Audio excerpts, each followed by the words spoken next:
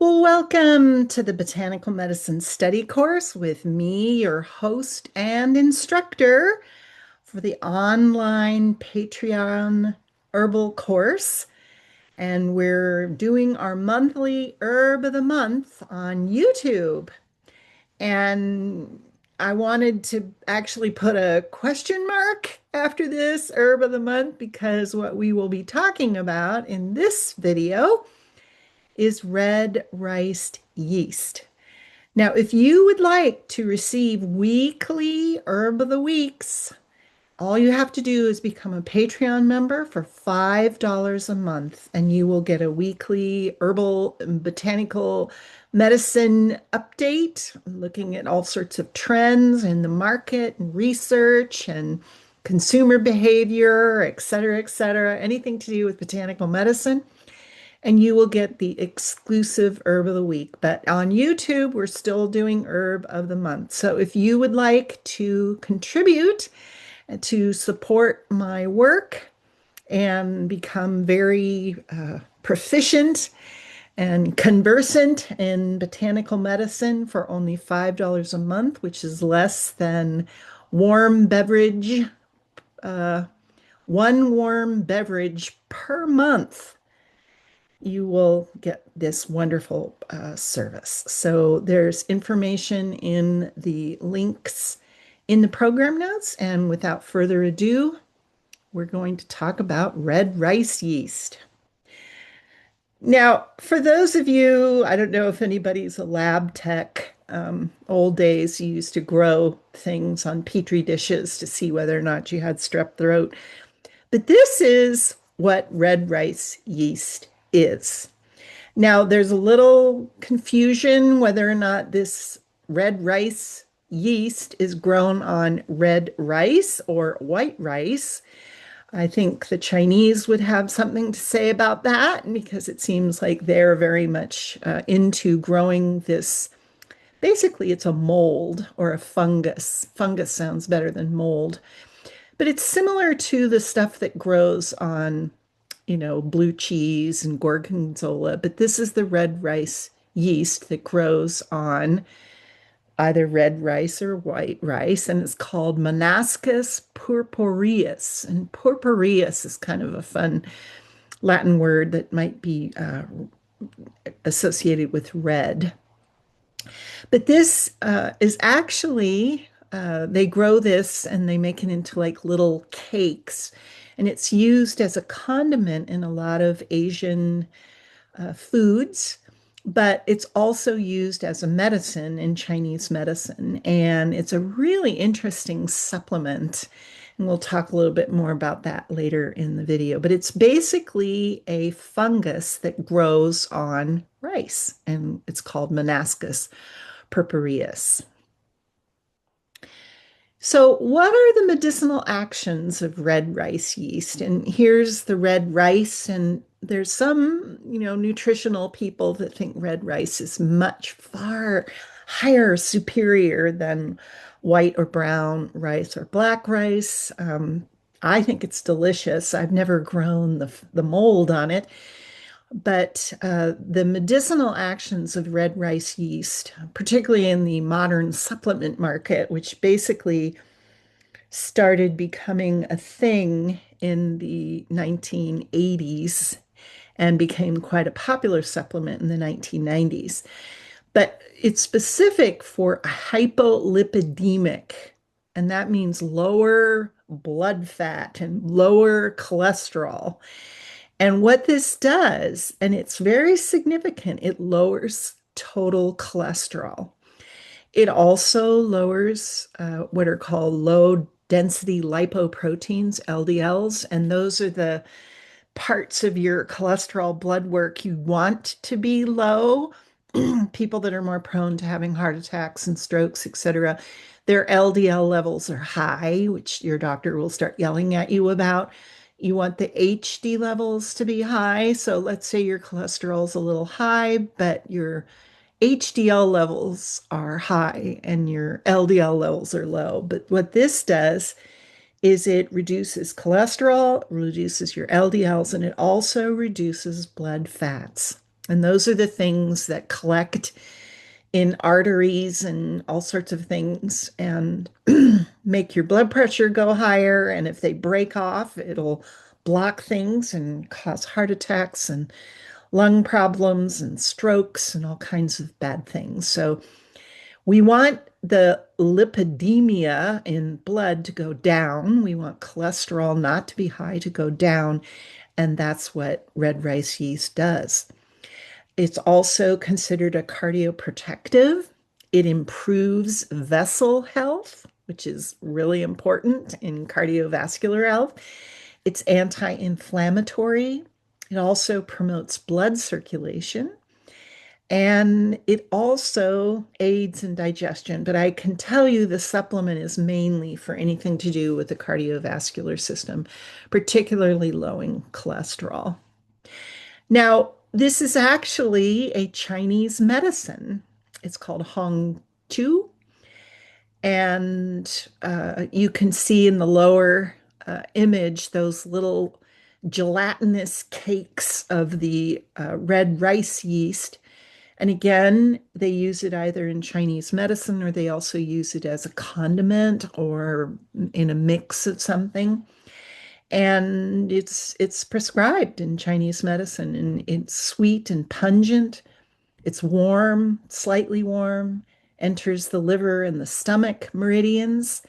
And what's interesting is this comes from the category of herbs that relieve food stagnation and also a category of herbs that invigorate blood circulation and remove blood stasis. And you'll notice that both of those were in the supplement categories. And this is used for indigestion, fullness, and stomach discomfort. And it's prescribed in Chinese medicine for poor blood circulation, recovery from physical trauma, and to aid in circulation in general. So you can see a lot of overlap between the traditional Chinese use of this, I guess you would call a fungus herb medicine, and what people are doing for the supplement. Now, the supplement says it will aid in digestion, but I would guess most people take this specifically to lower cholesterol, but it's used in Chinese medicine. Now, there's all kinds of chemical constituents in red rice yeast, and the big one is called the monocolins, and particularly monocolin K. This is the substance that does all the amazing things with cholesterol and cardiovascular health.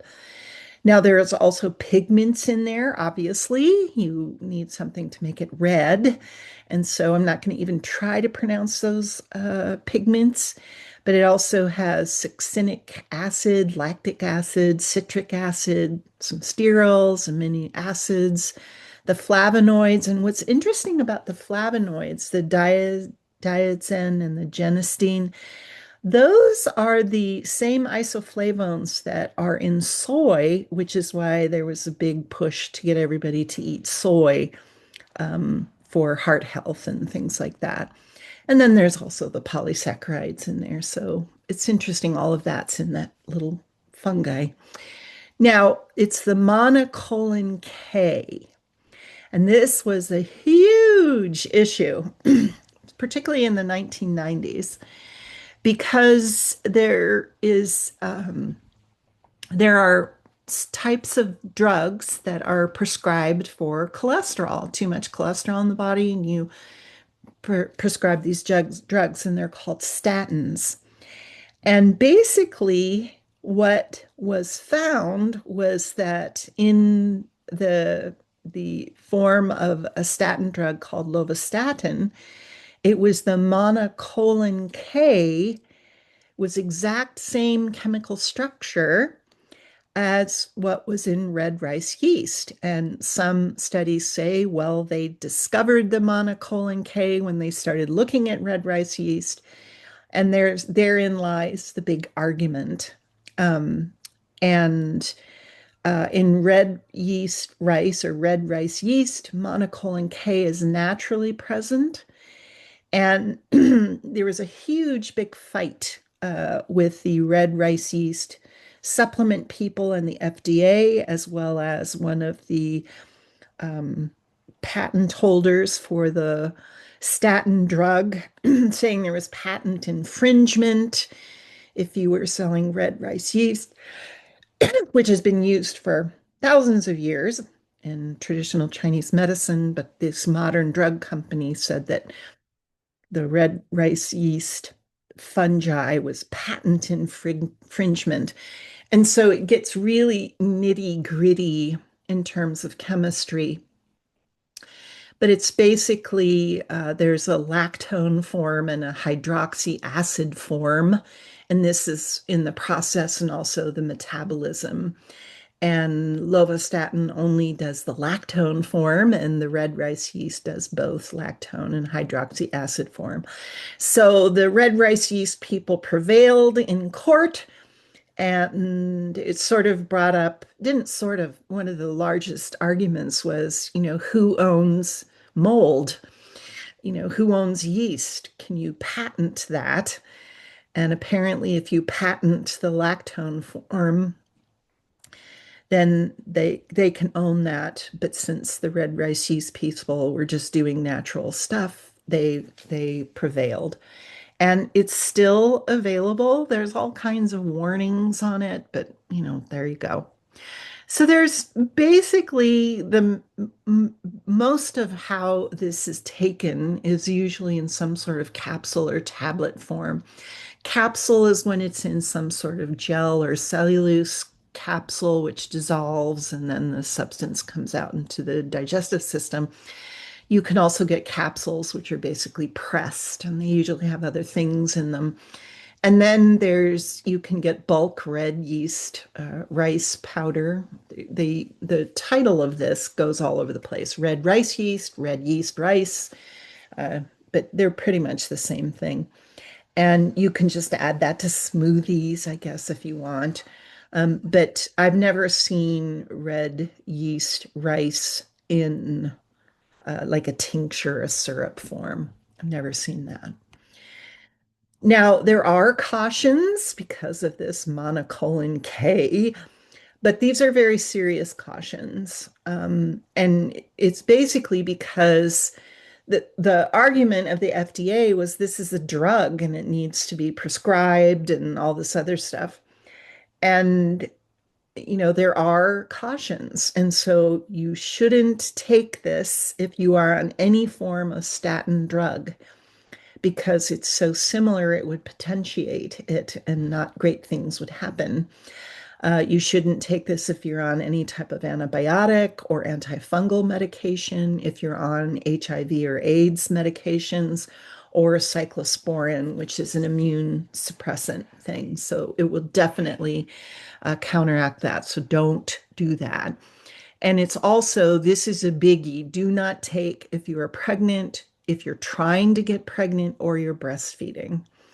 So this is just not a good idea to do. And again, not so great outcomes for anybody taking that. And also, if you have liver damage or you have kidney disease, this supplement, even though it's a lowly mold, is not a good idea for you to take.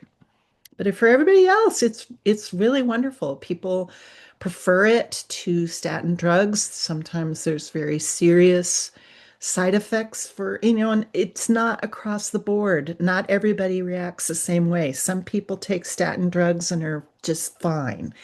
Other people just doesn't work for them. And so red rice yeast can work for that. So again, as always, discuss this with your healthcare practitioner, your local pharmacist, your physician. If you are on any type of prescription medication, it's not a good idea to take this. But for everybody else, if you have high cholesterol and high blood fats, this is a really good idea, whether you take it in supplement form or go to a Chinese herbal pharmacy. So, if you would like to get weekly Herb of the Week, it's exclusively on Patreon now for less than the price of one warm beverage. you get an entire month of wonderful botanical medicine information. You get a weekly botanical medicine update with really interesting information on current research, consumer alerts. Um, we tend to go a little bit deeper in the herb of the week. And if you would like to participate in the Patreon course in botanical medicine that is going on as we speak, you can join for only $20 a month. That's a $70 discount, and you'll be getting weekly lessons in everything you could possibly imagine about botanical medicine. So until next time, be well.